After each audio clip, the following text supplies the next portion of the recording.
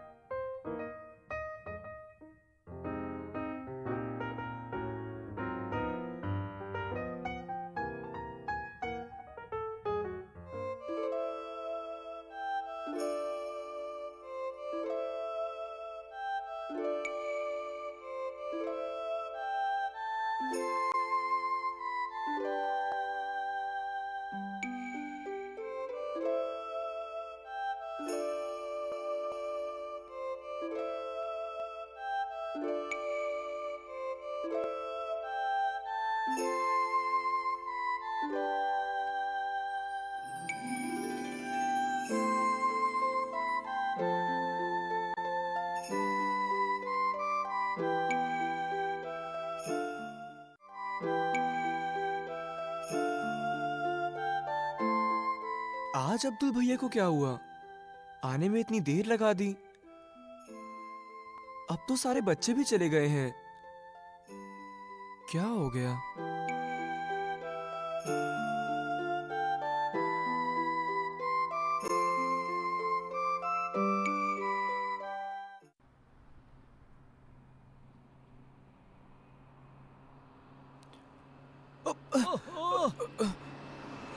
अरे भाई, तुम्हें मेरी साइकिल मिलती है भिड़ने के लिए?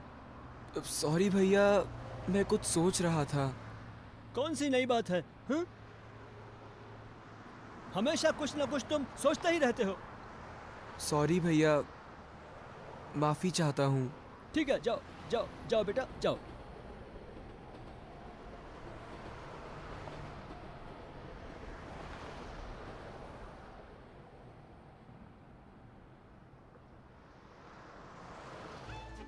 रेहान, रेहान, रेहान, रेहान। अरे सुहेल, रेहान क्या हुआ? आज तुम स्कूल से इतनी देर से क्यों आ रहे हो? क्या बताऊं सुहेल, वैसे तो आज हमारा स्कूल जल्दी खत्म हो गया था, लेकिन आज हमारे स्कूल में बहुत पुरानी चीजों की नुमाइश लगी थी। अच्छा, किस तरह की पुरानी चीजें? हर तरह की, जिस तरह की चीजें घर में होती हैं वही सब, लेकिन बहुत पुरानी पुरानी। ये बताओ कि तुमने क्या क्या देखा वहाँ? यार क्या बताऊं, बहुत सारी चीजें देखी, जैसे दादी जी के जमाने का रेडियो, पुराने स्टाइल का टेलीफोन, घड़ियां, टेबल लैंप, वो भी जहाज जैसा, टीवी और ना जाने क्या क्या। अच्छा याद आया, तुम्हें एक चीज दिखाऊं? हाँ हाँ दिखाओ। एक मिनट रुको।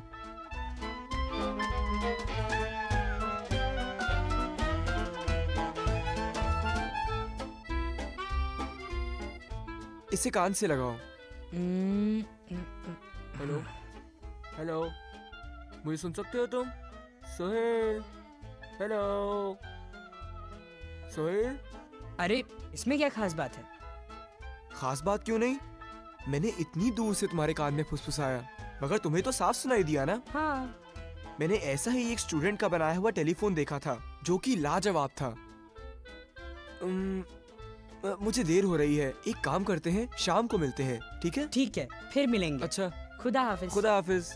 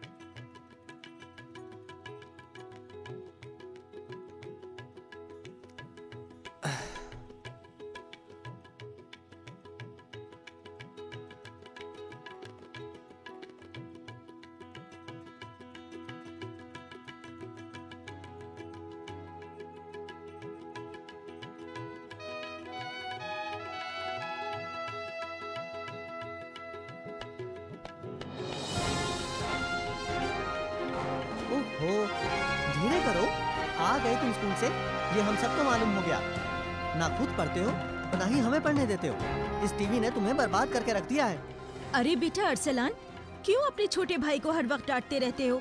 देखो तो स्कूल से थका हारा आ रहा है और आते ही तुम शुरू हो गए। अम्मी, आपको मालूम है ना, मेरा बोर्ड एग्जाम करीब आ रहा है और मैं हर साल की तरह इस साल भी टॉप करना चाहता हूँ। अरे फिक्र मत करो, मुझे तुम्हारी मेहनत पर पूरा भरोसा है। मुझे माफ करना भाईजान, मैं किताबी कीड़ा कभी नहीं बन सकता। रिहान अभी बहुत छोटा है ना, ये भी तुम्हारी तरह सीरियस हो जाएगा। अच्छा रिहान बेटा, चलो यहाँ से, भाई को डिस्टर्ब मत करो। मैं तुम्हारा खाना अंदर लगा देती हूँ और शाम को टीवी भी उस कमरे में शिफ्ट कर दूंगी। भैया के एग्जाम्स है ना, उन्हें बिल्कुल भी परेशान मत करो। रिहान, तुम भी कुछ कम नहीं। चलो जल्दी से कपड़े बदल लो, चलो। दादी, आप बैठे बैठे कैसे सो जाती हैं? रिहान बेटा, मेरी 2 आंखें तो बंद हैं, पर तीसरी आंख तो खुली है। छोटे मियाँ, ये सवाल तुम पूछ रहे हो? तुम तो खुद सोने में चैंपियन हो। जब देखो जहाँ देखो आंखें बंद किए और नींद की बहारों में झूल गए। भाईजान, आप पढ़ाई में ज्यादा ध्यान दीजिए, आपका बोर्ड एग्जाम जो आने वाला है। चलो कुछ खा लो।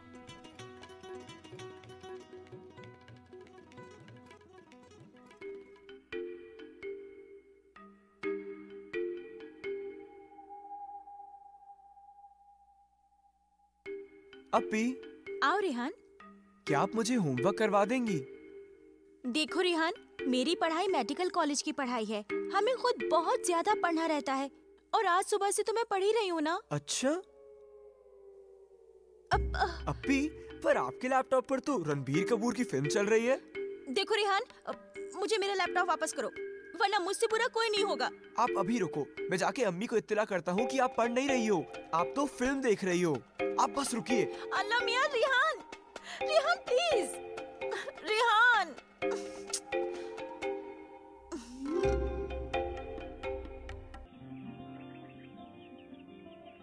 मैम, पुराने जमाने में लोग एक दूसरे को पैगाम कैसे पहुंचाते थे? खत के जरिए। क्या खत के जरिए? मगर उसमें तो काफी वक्त लगता होगा। हाँ रेहान, वक्त तो लगता था, मगर उस वक्त का इंतजार का एहसास कुछ अलग ही था, जो आजकल में नहीं होता। मेरी दादी कहती थी। शुक्र है कि अब ऐसा नहीं है। अब दुनिया काफी आगे बढ़ गई है। सोचिए, अगर आज सेलफोन या टेलीफोन नहीं होता तो क्या होता? लोग तो परेशान हो जाते, क्योंकि आजकल लोगों के पास वक्त ही नहीं है। हाँ, आजकल तो लोग इंटरनेट पर ही रहते हैं। आप बिल्कुल सही कह रही हैं मैम। मेरे सारे फ्रेंड्स फेसबुक पे ही बिजी रहते हैं। इसके जरिए बातें करते हैं और इसके जरिए लोग दुनिया में कहीं भी और किसी से भी दोस्ती कर सकते हैं, खत लिख सकते हैं, और इसमें तो बिल्कुल वक्त नहीं लगता। हाँ रेहान, बिल्कुल सही कह रहे हो, लेकिन अब वो एहसास कहाँ मिलेगा जो हमारी दादी के जमाने में था। मैम, क्या आपकी दादी जी के जमाने में टेलीफोन नहीं था? था, लेकिन सबके घरों में नहीं। इस इलाके में सिर्फ हमारे ही घर में था। और तुम्हें पता है रेहान, हमारे घर में लोगों की हमेशा भीड़ लगी रहती थी। भीड़? वो क्यों? कुछ लोग तो मिलने के बहाने टेलीफोन को देखने आते थे और कुछ लोग टेलीफोन पर बातें करने के लिए। लेकिन आजकल तो ये एक जैसे इतिहास बन गया है। आजकल लोग बड़ी आसानी से टेलीफोन को घर में रख सकते हैं, पर उस जमाने में ढेरों पैसे लगते थे। लेकिन आजकल तो सेलफोन का जमाना है, ना वायर की जरूरत, ना घर पे रखने की जरूरत। मैम, एक सवाल है। क्या उस वक्त में इनकमिंग फ्री थी? और ये भी बताइए कि उस वक्त में आउट स्टेशन से किया गया कॉल साफ सुनाई देता था? इनकमिंग के बारे में तो कुछ याद नहीं है। हाँ, बाहरी इलाकों से टेलीफोन कॉल आया करता था और उसके लिए उन लोगों को ट्रंक कॉल करना पड़ता था। Trunk call? वो क्या होता है मैम? रेहान, ट्रंक कॉल उसे कहते हैं जो टेलीफोन कॉल इलाकों के बाहर से आता है, उसे ट्रंक कॉल कहते हैं। अस्सलाम वालेकुम सानिया जी। वालेकुम अस्सलाम शर्मा जी। इनसे मिलिए, ये है रिहान, मेरे favourite student. Hello. Hello sir. अच्छा, तो सानिया जी आपकी क्लास टीचर हैं? जी सर। सर, आप क्या करते हैं? रिहान, मैं आईटी सेक्टर में हूँ। तो इसका मतलब ये है कि आप जॉब करते हैं? हाँ रिहान, मैं एक आईटी कंपनी में जॉब कर रहा हूँ। आइए शर्मा जी, तशरीफ रखिए। आइए बैठिए। तुम भी बैठो रिहान। तो रिहान, आपकी मैम आपको क्या बता रही थी? कुछ नहीं सर, मैम पुराने जमाने के कम्युनिकेशन के बारे में बता रही थी। हाँ रेहान, पहले खत ही लेटेस्ट टेक्नोलॉजी थी।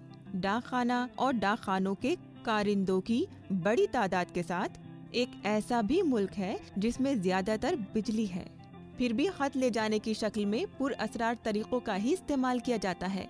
दौर बदौर में फैलते हुए और तरसील के अपनाए गए तरीकों में देश के अनेक ज़मीने मुजस्मा और सरगश्त तरकीबी बदलाव आए हैं।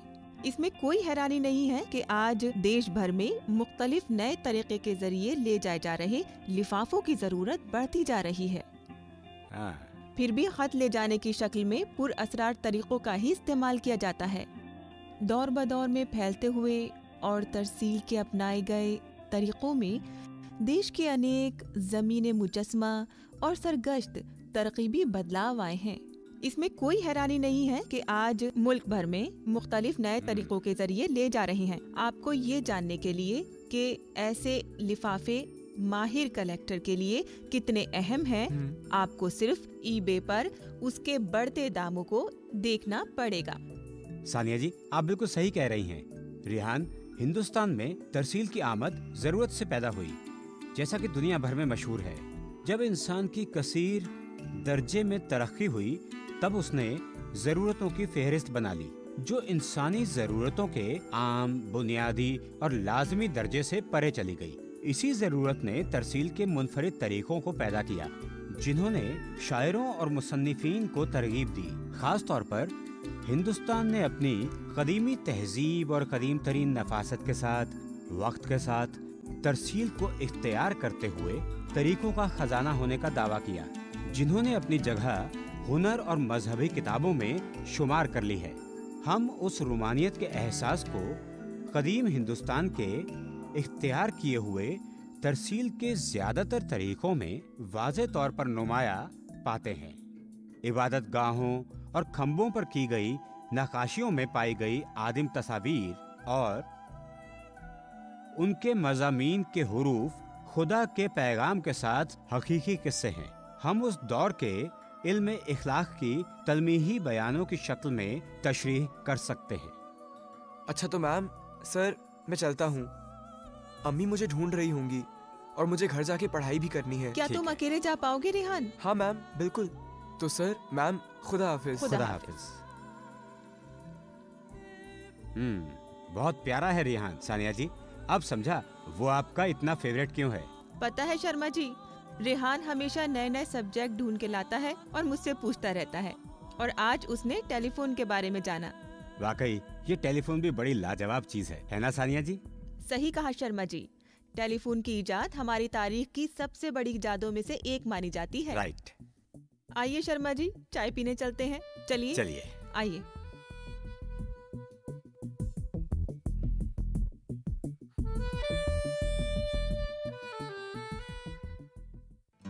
नाजरीन, राब्ता के कई तरीके हैं। उन तरीकों को हम तरसील कहते हैं। शुरुआती दौर में जहां हम पैगाम रिसानी के लिए तस्वीरों और आड़े तिरछे डिजाइनों का सहारा लेते थे, वहीं जैसे जैसे समाज ने तरक्की की, तरसील के उन जराओं की शक्ल भी बदल गई। उन तस्वीरों की जगह लफ्जों ने ले ली और ज़बानें वजूद में आने लगी। लोग एक दूसरे को खत लिखने लगे। खतों का सफर भी कई मरहलों से होके गुजरा। पहले पहल जहां हर कासिद और पैगाम ले जाने वाले अलची कई दिनों की मुसाफत के बाद खत मंजिलों तक पहुंचाते थे, वहीं बदलते ज़माने के साथ डाक निज़ाम वजूद में आया और फिर हवाई जहाज़ों से या तैरानों से ये खत मंजिलों तक बड़ी जल्दी पहुंचने लगे।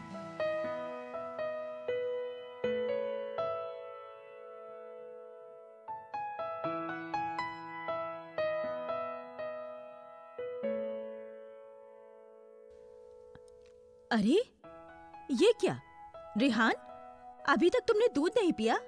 नहीं। क्यों? पढ़ाई कर रहे हो? ठीक है रेहान बेटा, मैं चलती हूँ। ठीक है अम्मी। क्या हुआ?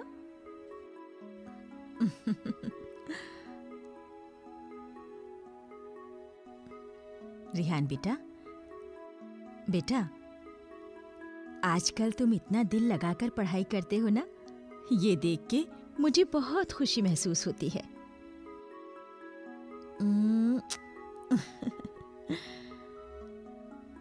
अच्छा रेहान, तुम फिरनी खा लेना, मुझे सबको फिरनी देनी है। ठीक है, मैं चलती हूँ। अरे पढ़ाई करो, ठीक है?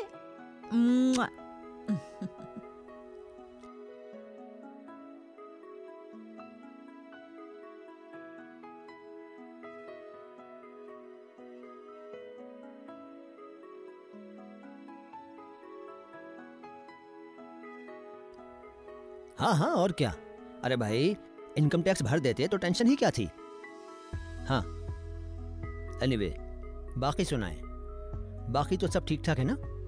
अच्छा जी, जी हाँ, खुदा हाफिज।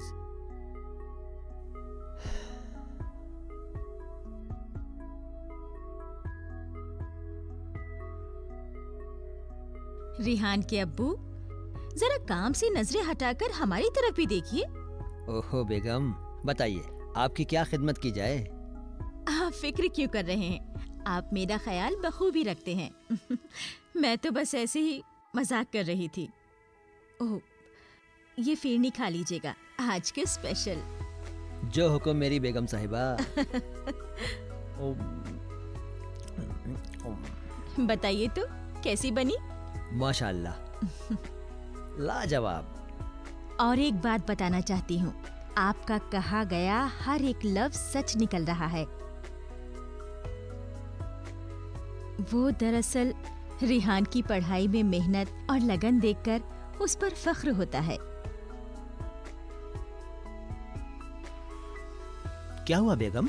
आपको याद है ना रेहान के अब्बू, जब रेहान का 3rd स्टैंडर्ड का रिजल्ट अच्छा नहीं आया था, तब मैंने उसके ऊपर जिंदगी में पहली बार हाथ उठाया था।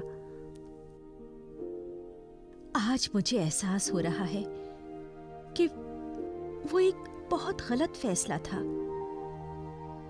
लेकिन आपको रेहान की काबिलियत पे यकीन तब भी था और आज भी है।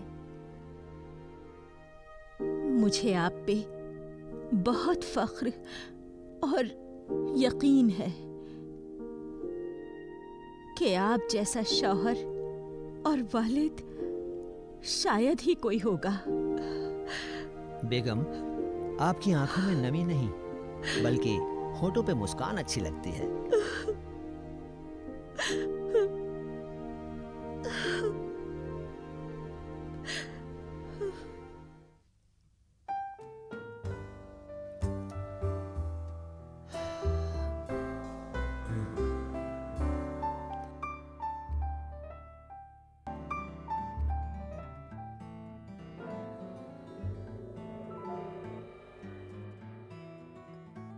अब तो खैर ईमेल और एसएमएस ने पैगाम रिसानी की दुनिया में इनकलाब ला दिया है।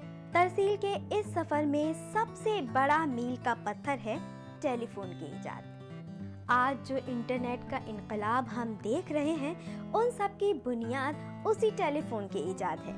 टेलीफोन के इजाद की कहानी और उसके उसी सफर का एक मुख्तसर जायजा पेश है। आइए देखते हैं कि आज घर घर में और पॉकेट में मौजूद फोन का ये सफर किन किन मंजिलों से गुजरकर यहाँ तक पहुँचा।